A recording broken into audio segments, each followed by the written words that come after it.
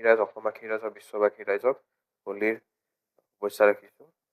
আহি থকা দিনত চবৰে ঘৰত হাঁহি উঠক আৰু হোলীৰ ৰূপে এনেকৈ চেলিব্ৰেট কৰিব তেওঁলোকে। উপনিৰ্বাচনটো পৃথক এটা নিৰ্বাচন আছিল। তাত মই এতিয়াও কৈ থাকোঁ যে 33টা চেণ্টাৰত ভোট দিব দিয়া নাছিল। তাত নগাঁও সদৰৰ পৰা মানুহ গৈছিল, তেজপুৰৰ মানুহ আহিছিল, গোলাঘাটৰ পৰা আহিছিল, গুৱাহাটীৰ পৰা আহিছিল, তেওঁলোকে ভোট দিছিলে। কিন্তু এতিয়া আমাৰ দেখা পাইছে যে নতুনকৈ চামগুৰি বিধানসভা সমষ্টি হৈছে, তাত আমাৰ প্ৰথমটো যেতিয়া নিৰ্বাচন হৈছিল এইটো সমষ্টিৰ নগাঁও লোকসভাৰ সাংসদ পদু বড়ো ডাঙৰীয়া 86,000 ভোটত লিডত আমি জিকাইছিলোঁ। তাৰপিছত আপোনালোকে যোৱা বছৰ হৈ যোৱা পঞ্চায়ত নিৰ্বাচনত আপোনালোকে ৰিজাল্ট দেখা পাইছে যে 4টা জিলাৰ পৰতে আমি পাইছোঁ। আৰু আমি কাউন্সিলাৰ প্ৰায় 92% আমি কাউন্সিলাৰ পাইছোঁ। আৰু এইটো ৰিজাল্টে আমাৰ থাকিব।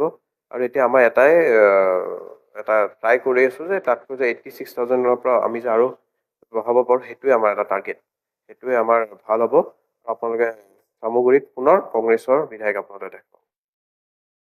नमस्कार, लाइव खबर 24 में आपका स्वागत है। ताजा तरीन खबरों के लिए बने रहें।